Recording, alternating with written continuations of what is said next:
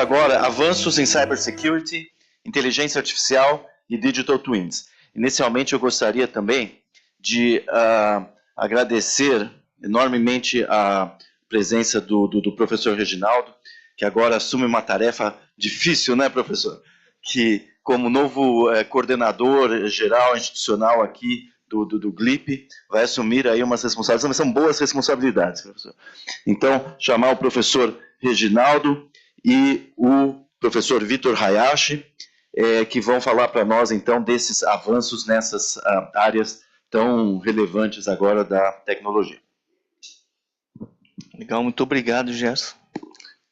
Boa tarde a todos. Muito honrada de estar podendo comentar e compartilhar com vocês aí alguns avanços que a gente tem falado. Então, vamos direto ao ponto. A gente tem quanto tempo aqui, Gerson? Professor, vamos ver como que a gente está aqui.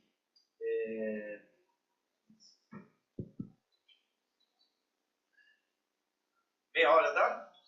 35 minutos? Né? 35 minutos, tá? Entendi. Bom, então vamos cortar. Vamos se apresentar, então. Palavras importantes, mas vamos abrir um pouco para a discussão também. Bom, boa tarde, eu sou o professor Vitor Hayashi, pesquisador e professor da Escola Politécnica da USP. A ideia é a gente falar um pouquinho sobre a parte de segurança da informação, inteligência artificial, computação quântica, então vários temas ali que estão em várias notícias e, é claro, não indo tanto na parte técnica, mas o mínimo possível para a gente conseguir fazer uma discussão boa.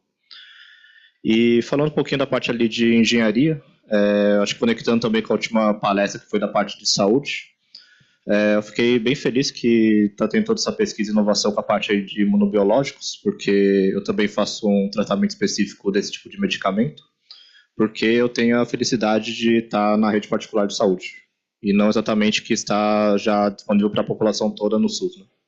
Então, acho que eu fico feliz que, da parte da saúde, o pessoal está levando esse tipo de inovação, de tecnologia de ponta para a população em geral. E o que a gente vai tentar fazer um pouco também, a gente vem tentando fazer com a parte de engenharia de computação, é fazer com que a tecnologia sirva à sociedade, à humanidade também, né? Então, é disso que a gente vai tentar falar um pouquinho hoje com essa visão aí do PC Engineering também. Ok, vamos em frente. Então, vou falar um pouco de dois pontos. Primeiro de computação quântica e depois de inteligência artificial, mas vamos passo por passo, né?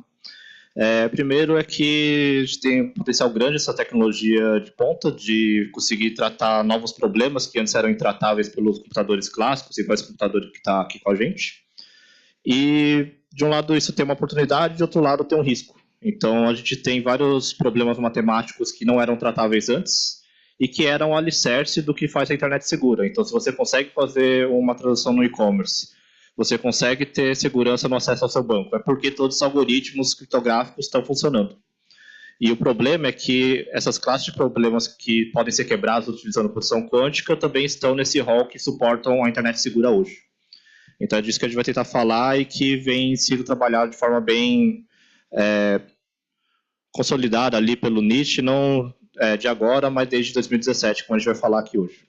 Uma coisa que é bem legal, outro dia um aluno, né, de pós-graduação, ele fez a seguinte colocação: o sistema que eu trabalho são tradicionais, não tem risco quântico, não precisa se preocupar, né? Quando na verdade não é esse o ponto, é isso que nós vamos comentar rapidamente, né? Tem gente que está guardando dados criptografados desde hoje já, né? E isso vai ser a linha que nós vamos tentar explorar rapidamente. Então, a gente vai falar um pouquinho sobre questões de privacidade também, então, inclusive para a área de saúde, do direito, né? Será que tem algum tipo de dado que, se a gente pegar confidencial hoje, que está cifrado, né, está protegido, e é quebrado daqui a 20, 30 anos, que vai impactar a vida de alguém? Será que dado genético é um desses? Então, é um pouco disso que a gente vai tentar também provocar e que tem toda a parte ali de criptografia pós-quântica como contramedida, tá?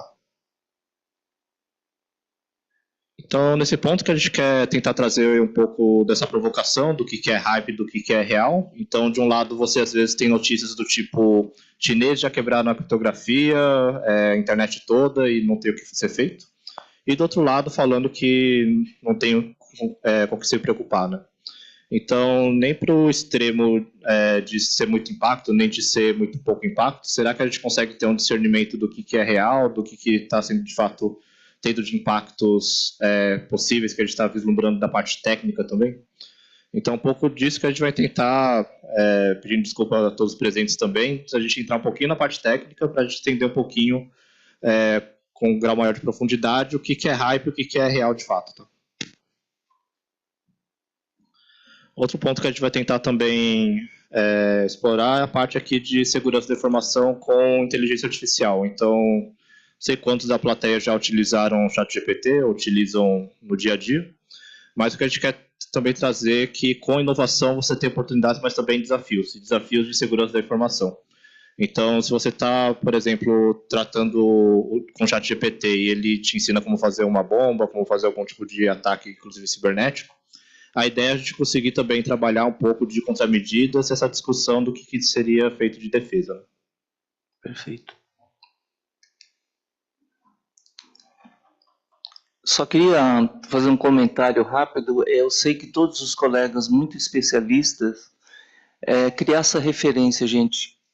Quando nós falamos de táticas de defesa cibernética, ela vem do mundo real, né?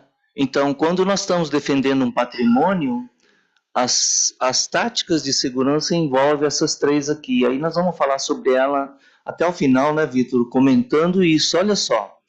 Resistir, detectar e recuperar são palavras óbvias de segurança.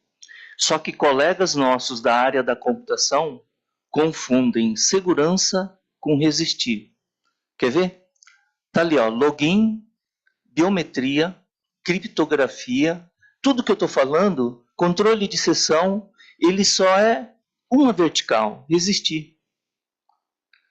Né? Então, essa questão de detectar uma invasão, você não dá a menor importância e achar que então você faz segurança resistindo, é a gente subestimar a inteligência que está sendo usada para o mal. Tá certo? Não? Então, esse ponto também é bacana, porque com a chegada da computação quântica, os primeiros elementos ali, eles vão ser quebrados em alguns segundos. Esse é o ponto. E depois? Né?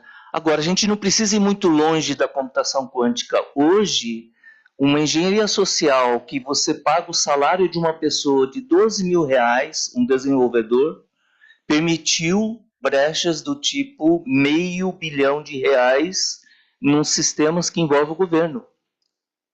Né? Então, foi aonde detecção também não teve, né, Hayashi?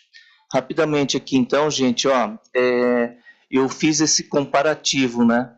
Tem gente que acha que segurança é como se fosse você desenvolver uma casa. Nossa, muito ruim desenho, né, professor Cardoso? Mas essa casa aqui, eu quis dizer um muro alto com bastante fechadura. Agora a minha casa está protegida. Não, basta uma escada. Né? Na área da computação tem algo muito parecido com isso. Só que quando nós conectamos com a saúde, também tem algo grave nessa história. Por exemplo, como comentamos bastante, a população, saúde para todo mundo de graça e a ordem de transplante, por exemplo. Será que a fila de transplante ela poderia ser um espaço de ataque de segurança? Né? Do tipo, bem tranquilo, só muda a ordem, eu quero que você me coloque no primeiro da fila. Isso é ataque de segurança também. Então, nessa hora, quando a gente fala desse tipo, o NIST que nós estamos mostrando aqui, ele fala, cara, se você tem segurança, 3 verticais são importantes. Essas táticas de resistir, você tem que detectar e recuperar. Tá bom? Então, é só essa referência, né, Vitor, para você prosseguir aí. E também é um exercício até de humildade, né, para a gente entender que o atacante ele é muito esperto e ele também é muito sofisticado.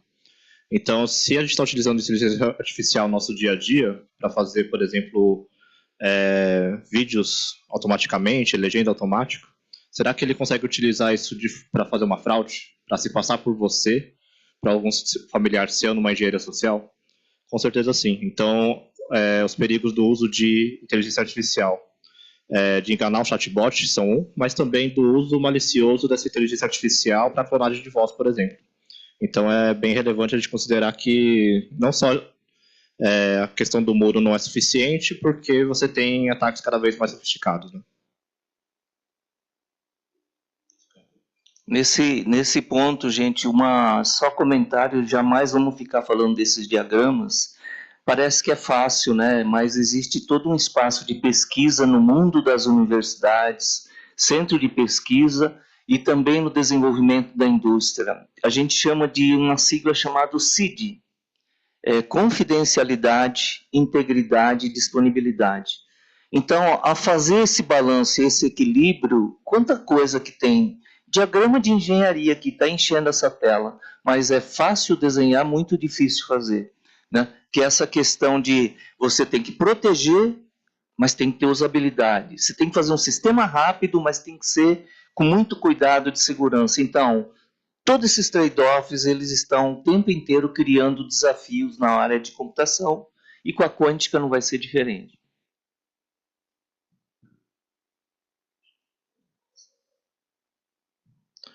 Então, o professor Reginaldo já falou dessa parte do que é ser seguro. Então, você manter uma informação confidencial, você tem integridade, que alguém não fez alguma alteração maliciosa naquela informação. E também está o sistema disponível para o usuário legítimo, né? Porque não adianta nada a gente ter a melhor informação do mundo ali guardada a 7 chaves no fundo do mar, que ninguém consegue acessar, né? Então tem que ter sempre essa parcimônia. Mas como a gente está falando dessa parte de prevenção, e é claro, a gente está falando mesmo de subir o muro, mas quando a gente fala de prevenção, a gente está falando de 3 mecanismos principais. Eu vou ter que falar dos 3 porque os impactos da computação quântica eles são diferentes no tipo de mecanismo, tá? Então, você tem parte de criptografia, ou seja, como você pode se proteger sem a parte da chave. Tem quando você tem as mesmas chaves dos dois lados da comunicação e quando você tem chave diferente. Então, traduzindo do grego aqui, o que isso significa? Que você tem, por exemplo, eu estou falando com o Reginaldo e não quero que ninguém mais aqui consiga entender o que ele está falando. Você pode ter uma chave que é a mesma dos dois lados. Então, a chave do Reginaldo é a mesma chave que eu tenho. Eu posso embaralhar a informação com essa chave, que é esse carinha aqui, que seria o mesmo que o Reginaldo tem. Tem a criptografia assimétrica, que usa esse par de chaves, que aí tem o conceito de chave público-privada, ou seja, eu tenho um par de chaves e o Reginaldo tem um par de chaves. A gente pode falar como uma analogia de um cadeado aberto e a chave correspondente, tá? Então imagina assim, o Reginaldo ele tem um cadeado aberto, a chave pública dele. Se eu quero enviar alguma coisa só para ele, eu pego o cadeado dele e fecho. Mando para ele, só ele que tem a chave para conseguir abrir. Se ele quiser falar comigo, ele pega o meu cadeado aberto e fecha também. Só eu tenho a chave lá para abrir o cadeado, só eu vou conseguir ver a informação. E é muito importante a gente discernir esses dois, porque quando a gente fala de computação quântica, o impacto na criptografia simétrica basta, entre aspas, tá? Você trocar uma configuração. Então não tem que trocar a implementação, não tem que trocar o algoritmo que está lá. Agora, quando a gente está falando de criptografia assimétrica, que é essa chave pública que tem 2 chaves diferentes, aí tem que fazer uma troca toda do desenvolvimento dos algoritmos que estão lá, das bibliotecas correspondentes, tá? Então é uma coisa muito mais disruptiva, tá? Então imagina um sistema todo que você... Já é difícil de tornar seguro, ainda por cima a gente tem que trocar todos os algoritmos que estão lá porque eles vão ficar depreciados, vão ficar desatualizados, né? A gente tem participação muito com a indústria financeira, no caso, só para compartilhar com vocês, né? E de grandes parceiros, o NIST, que é o órgão internacional de segurança, ele deu 10 anos para você arrumar o teu sistema. O gestor do projeto desse grande banco já se sente atrasado. Para vocês terem uma ideia do volume e o porte de trabalho, né? Para você fazer toda essa substituição nessa linha que o professor comenta, tá bom? Aqui eu também não vou entrar na parte de matemática, mas igual eu falei, por que a internet é segura hoje? Por que eu consigo ter o cadeadinho fechado lá e falo que posso fazer a minha transação, a compra da minha passagem aérea? Porque tem a criptografia assimétrica, igual eu comentei, e mais que isso, tem primitivas matemáticas, ou seja, tem problemas matemáticos que são difíceis de resolver, que são alicerces desses algoritmos. E qual que é o problema, assim, quando a gente fala de computação quântica? É que já foram descobertos algoritmos que conseguem quebrar ou conseguem tratar algum desses problemas. Então, a gente consegue ver aqui, legal, a gente não tem o computador quântico agora para fazer a quebra, mas a gente tem, teoricamente, já um algoritmo que quando tiver um computador quântico estável ali, escalável, você pode rodar e vai quebrar o que você tem ali de... que suporta uma assinatura digital, que suporta uma transação de e-commerce, ele ser quebrado ali em poucos minutos. Então é esse ponto que a gente tem. A gente tem o conhecimento de que tem essa ameaça toda e é isso que está movendo, inclusive, muitos investimentos a nível mundial ali de grandes bancos, tá?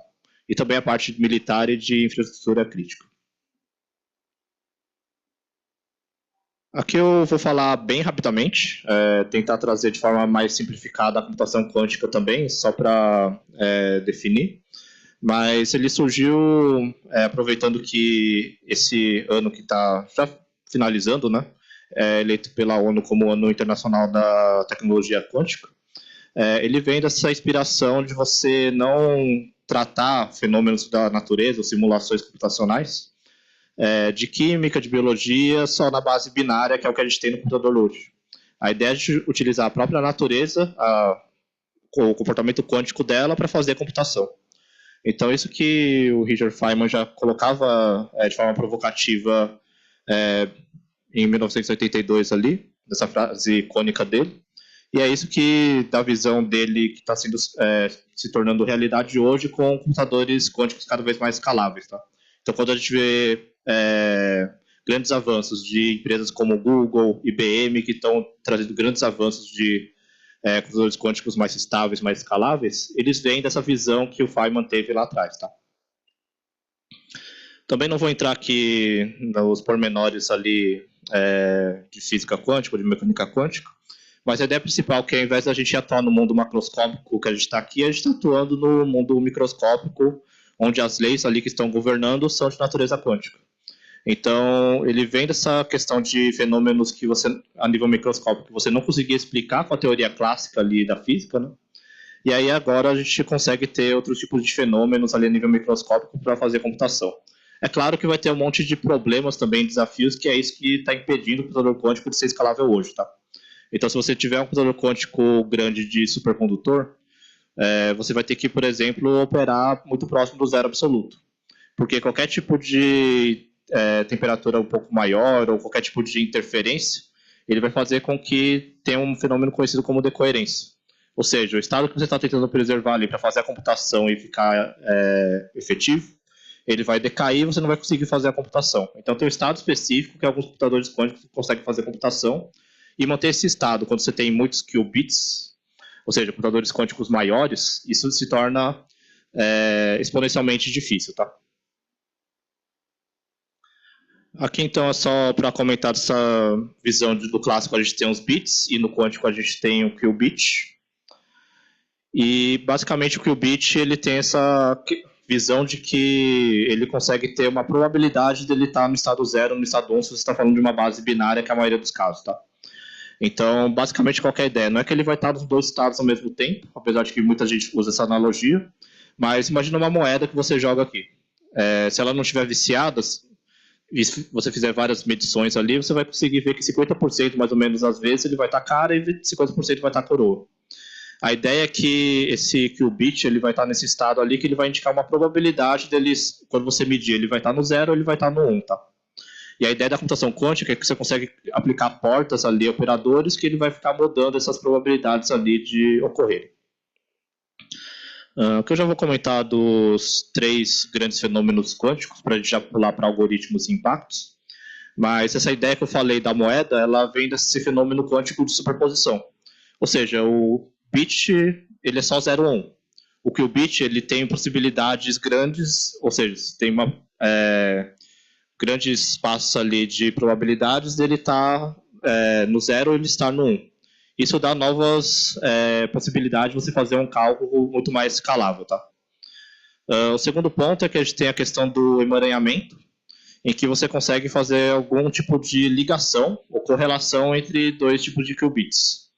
E, claro, de forma teórica, se você conseguiria fazer isso a qualquer tipo de distância, na prática, tem alguns tipos de limitações de distância ainda, tá? Mas qual que é a ideia? Se você tiver, por exemplo, 75 centavos de troco, você tem 2 moedas. Você tem de 25 centavos e tem de 50 centavos. Eu faço uma mistura aqui e dou uma moeda para o Reginaldo. Ele vai lá para a casa dele e vê que a moeda dele é de 50 centavos. Qual que é a única possibilidade da minha moeda ser... Ela é de 10, é de 5 ou é de 25? Tem que ser de 25. Então é isso que a gente tem, assim, de uma forma bem simplista, tá? Mas a parte aqui de emaranhamento, mas é esse fenômeno a nível microscópico que você tem 2 qubits e eles estão entrelaçados. Ou seja, quando você conseguir medir um deles, você vai conseguir ter informações sobre o outro, tá? De forma bem simplificada aqui. E, por fim, a parte de interferência. Quem é mais da parte, talvez, de física ou de engenharia vai lembrar de ondas, interferência construtiva e destrutiva, né? Mas a ideia principal é que você consegue interferir nesses qubits de forma a alterar essas probabilidades de alguma forma. E o que os algoritmos quânticos que podem quebrar o que torna a internet segura hoje, eles fazem? Eles alteram essas probabilidades com algumas interferências construtivas e destrutivas e conseguem fazer com que algumas probabilidades elas sejam exaltadas, amplificadas, tá? Então, de forma bem simplificada também, é isso que os algoritmos quânticos vão fazer, de Groover e de Shor, que são os que impactam mais a criptografia. Aqui é só um tipo de diagrama para a gente provocar, que basicamente você tem os tipos de problema que não são solucionáveis em tempo polinomial, ou que eles são solucionáveis em tempo polinomial. E a ideia é que com a computação clássica de hoje, ou seja, com o computador que a gente tem hoje, ou supercomputadores que fazem computação paralela nos grandes data centers, a gente tem classes que ainda são de difícil solução, ou seja, quando você tem cada vez mais operandos maiores, você tem um tempo cada vez maior, exponencial, para você solucionar aquilo. E isso é bom para a gente conseguir fazer algum tipo de computação, porque se você conseguir quebrar qualquer tipo de senha, então você não tem nada de segurança. Se você tiver como conseguir a senha do Reginaldo, a minha senha, você quebra qualquer tipo de login também. Então a provocação aqui é que com a computação quântica, você vai ter o que a gente chama aqui de BQP, então, que são problemas que são resolvidos em computadores quânticos em tempo polinomial.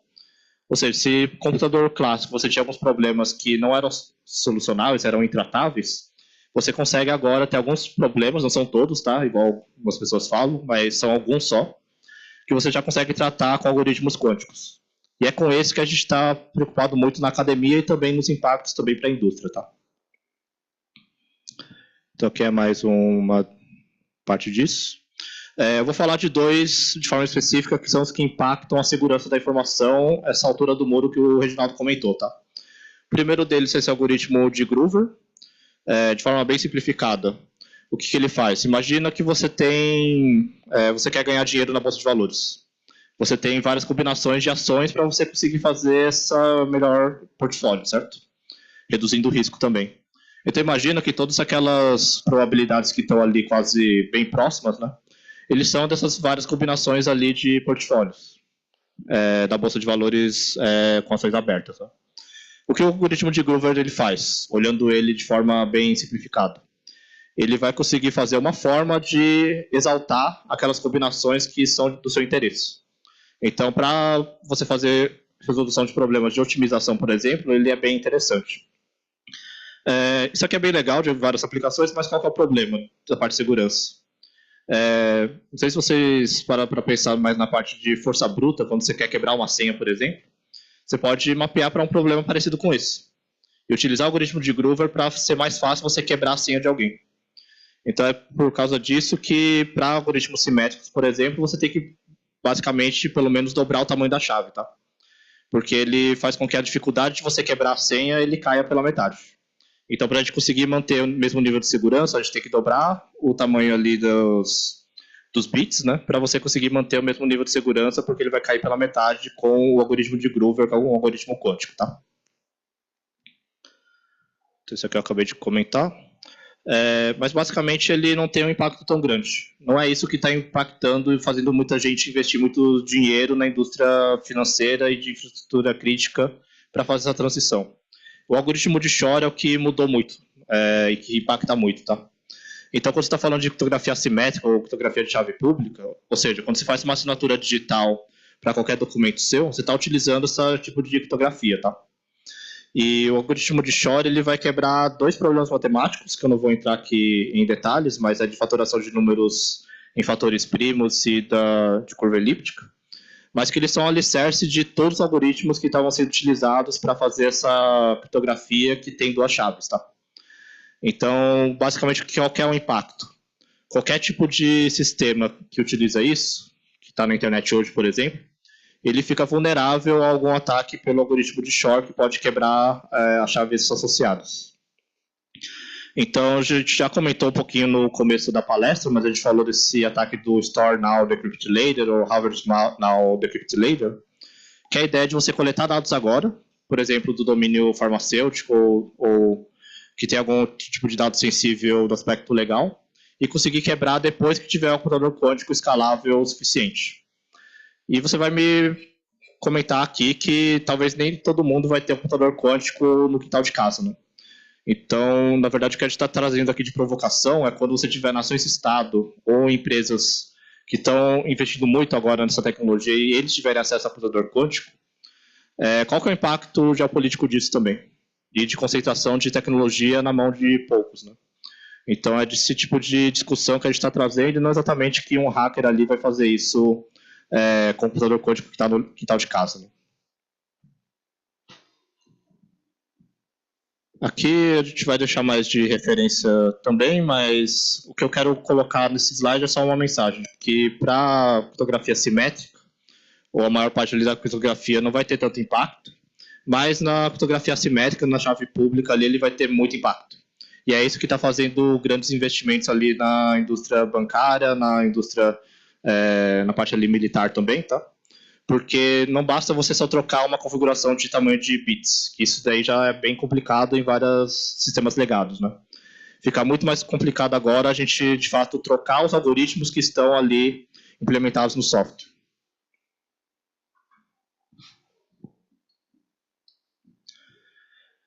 E aí o que eu quero trazer um pouquinho, não estendendo muito o horário também, mas o que a gente pode fazer então de defesa? Então eu trouxe algumas questões aqui de ameaça, certo? Da parte de negativa, eu quero trazer um pouquinho do que o pessoal está fazendo agora na parte de defesa, para fazer uma contramedida, né? Então tem o esforço aqui de criptografia pós-quântica, que não é utilizando computação quântica, tá? Apesar do nome. A ideia principal é como você consegue se defender utilizando hardware clássico, ou seja, como que mesmo que você tiver alguém batendo na sua casa que tem um computador quântico, como que com a tecnologia que você tem, que é do computador daqui, que existe hoje, como você consegue ainda manter uma parede forte o suficiente, mesmo quando o oponente tem um computador quântico, tá? Então é utilizando basicamente o computador que a gente tem hoje. E esse tipo de transição a gente consegue fazer hoje. E é isso que está sendo feito nas maiores organizações bancárias internacionalmente, tá? Só um comentário, gente. Diversos convênios com a universidade já permitiram a formação de gente aqui, né, no exemplo aqui da USP, com a grande indústria financeira entregando esses algoritmos pós-quânticos, tá legal? Então é interessante vocês saberem disso também, né? Muita gente ainda deve saber, mas essa é a prática mesmo, tá? No suor da substituição já, né? Eu não vou entrar na parte aqui de base matemática, mas a ideia é que a gente está baseando em novos problemas, tá? E é claro que tem um risco desses novos problemas também serem quebrados pelo computador quântico, tá? Mas a ideia é que a gente tem agora também uma diversidade maior. Então, o NIST, que é essa agência que regula quem pode fornecer para o governo norte-americano, por exemplo, da parte de segurança, ele já trouxe uma padronização que era muito baseada só num tipo de problema, que a gente chama de reticulados, no ano passado.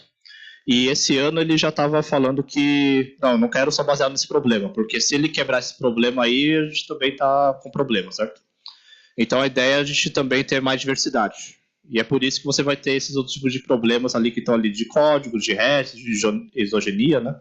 Para você dar mais diversidade. Que se quebrar algum tipo de problema, você ainda está coberto, tá? E aí é desse esforço do NIST que a gente quer trazer um grande case aqui de cooperação indústria-academia, porque tem a visão da indústria do que é de fato efetivo e pode ser trocado de fato nos sistemas que estão em produção. E tem um lado ali dos criptólogos, do pessoal bem forte ali de matemática, de criptografia, da parte da academia, que estão propondo os novos algoritmos. E também tem o escrutínio de pares entre eles, né? Então no meio científico é bem comum isso. Mas a ideia é que tem vários algoritmos ali que foram quebrados. Então se você for ver ali para encapsulamento de chave, eram 40, foram padronizados 4. Então a maioria ali foi quebrada. De 29 ali foram padronizados 3 de assinatura digital. Então você vê que é um processo que envolve muita pesquisa e desenvolvimento, desde 2017, com certeza os melhores especialistas do mundo trabalhando nisso. E o que é interessante é que anualmente o NIST ele faz essas conferências e vai dando atualizações sobre esse processo, né, que viram depois padrões reconhecidos pelo mercado. E tem um pesquisador aqui específico que foi formado pela Escola Politécnica que contribuiu principalmente no HQC, que é um dos mecanismos que foram padronizados esse ano, tá? Então, ver como que é importante a parte de formação de pessoas também para conseguir atuar a nível internacional e conseguir ajudar à frente essa ameaça toda quântica que a gente está vendo, tá? Isso aqui é só do HQC que eu comentei. Eventualmente, algumas pessoas vão falar de criptografia quântica também, tem muitos fornecedores no mercado que falam disso. Eu queria só trazer esse conceito, então, que é utilizando, de fato, comunicação quântica, tá?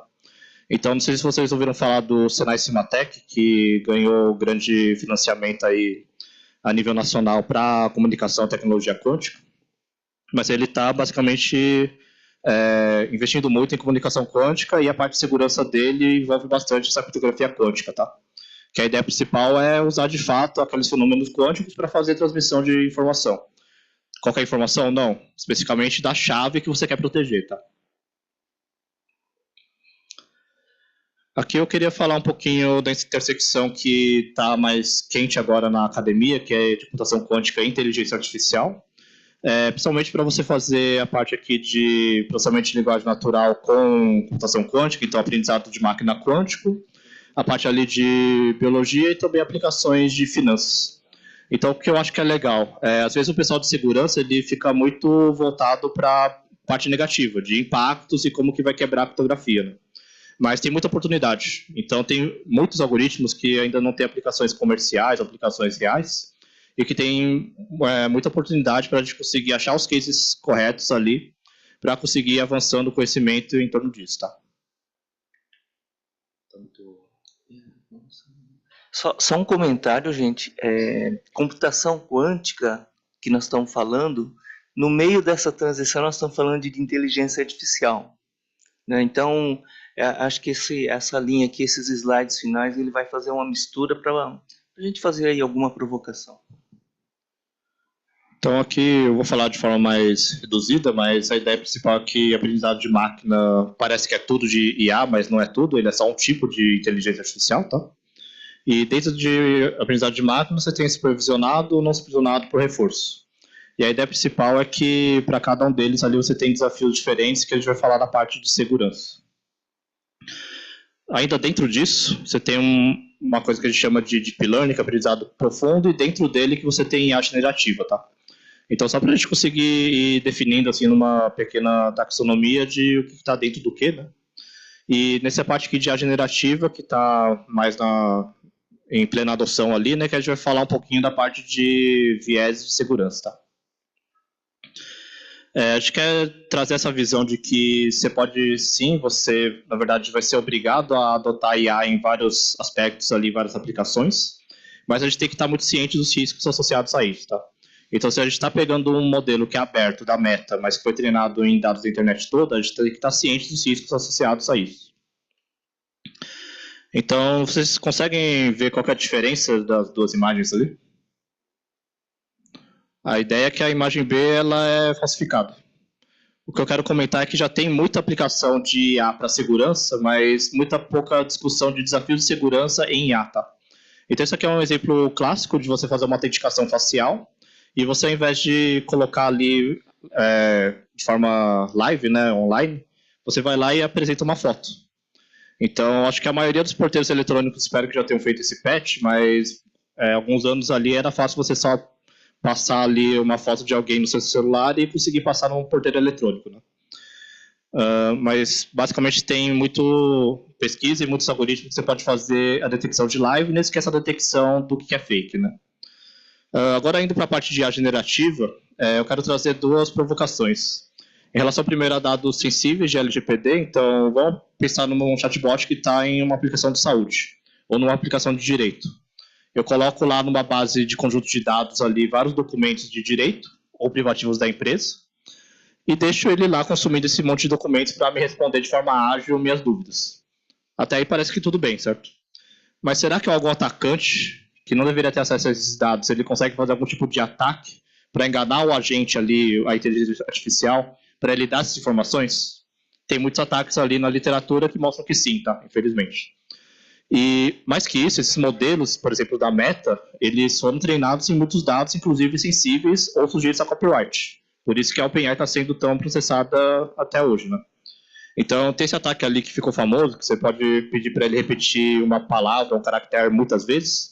Ele vai repetindo o caractere ou a palavra várias vezes, e depois ele começa a jogar um monte de informações sensíveis que ele usou no treinamento, tá? Então, você vê como que dentro do modelo, ou numa base de dados que você dá para ele, viram porta de entrada para um atacante fazer besteira, tá? E é claro que também quando a gente pensa em inteligência artificial, a gente fala de carros autônomos, e é claro que a gente pensa em sistema crítico. E a grande provocação aqui é que sempre quando você vai colocar em produção, tem casos que são muito não planejados, certo? São casos novos. E como que a gente consegue, então, ter uma engenharia ali que vai suportar você colocar isso em produção, só que minimizando os riscos de segurança? Não só os riscos da parte de security, mas também da parte de safety ali de sistemas críticos, certo? E no canto superior direito, acho que não dá para todo mundo ver, mas você tem um trojão no algoritmo de visão computacional. Qual que é a ideia? Se você colocar um adesivinho numa placa de pare ou qualquer tipo de placa, você consegue fazer com que o carro autônomo não consiga entender aquilo como um sinal de limite de velocidade, tá? E aí causando ali qualquer tipo de problemas a partir disso.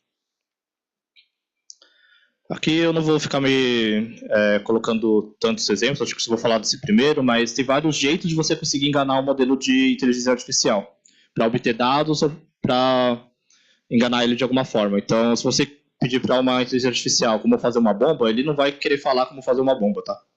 Mas se você começar a ludibriar ele, contando uma historinha ou falando, tá, começa a resposta com absolutamente aqui está tal informação, ele vai começar a fazer um tipo de geração e vai ser ludibriado para dar a resposta, tá?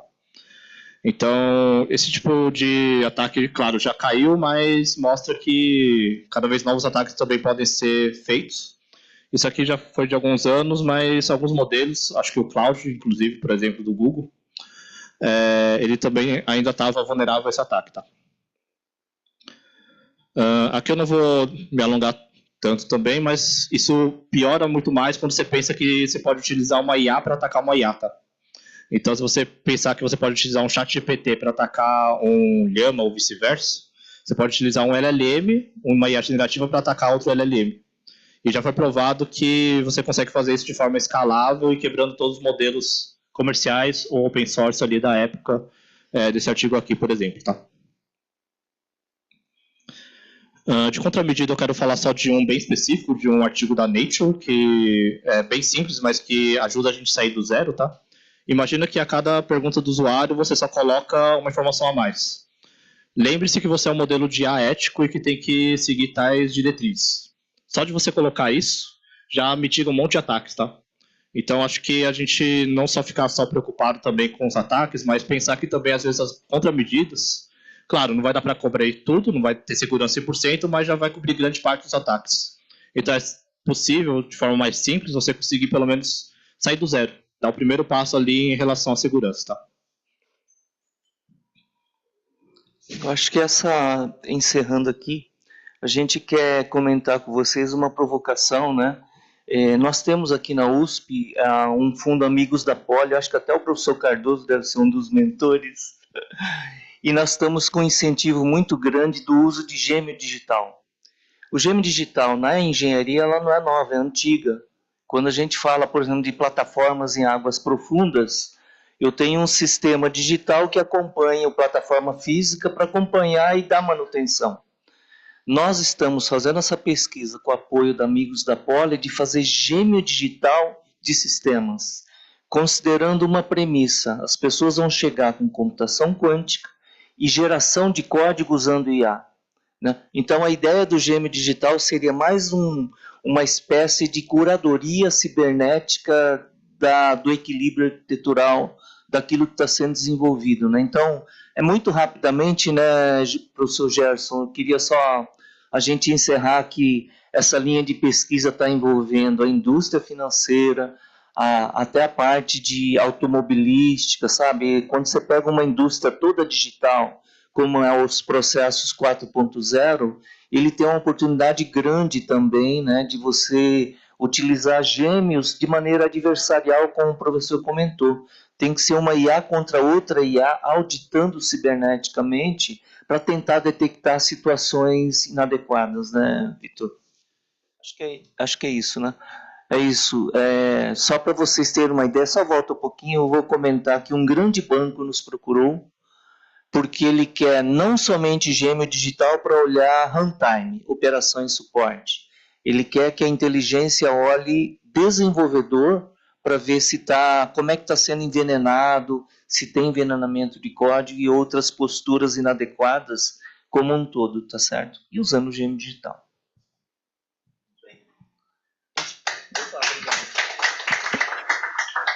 Vou abrir aqui para outras perguntas. É denso, né? Vamos lá, perguntas. Eu imagino que o João, o Gabriel devem ter muitas perguntas. Você que tem também, Ramiro? Pode fazer pergunta. Obrigado. Eu trabalho na Universidade de Novo México, University of New Mexico, where we started quantum information 27 years ago. Voy a pasar a español. Muchos de los graduados de UNM son los que diseñaron IBM, Google, Toronto, todo. Tenemos un centro fuerte y nos gustaría colaborar. Fuerte en AI y fuerte en quantum. Estamos usando AI para estabilizar los qubits y escalar. Y lo de Feynman estuve en Nuevo México, en Los Álamos. Entonces, lo que hablaron ustedes es justo lo que estamos trabajando. Y me gustaría ver cómo colaborar. Acho que seria uma oportunidade muito boa, né, de colaborar, porque eu ouvi falar um pouquinho desse uso de IA para estabilizar os qubits numa conferência internacional faz 2 meses, né? Então, saber que o senhor que está também conduzindo esse tipo de pesquisa iniciativa é bem interessante, é outro nível ali de intersecção entre IA e quantum. Muito bem. Mais alguma observação? Alguma pergunta? Então, inicialmente, muito obrigado. Eu estava pensando, professores, da gente fazer no início do próximo semestre um dia só sobre essa temática, porque é uma temática que a gente trazer pessoas naquela formato triple helix que a gente está falando, que vem da iniciativa privada, que vem do Estado também, para conversarmos aí e aprofundarmos a temática no âmbito do GLIP. Então, muito obrigado.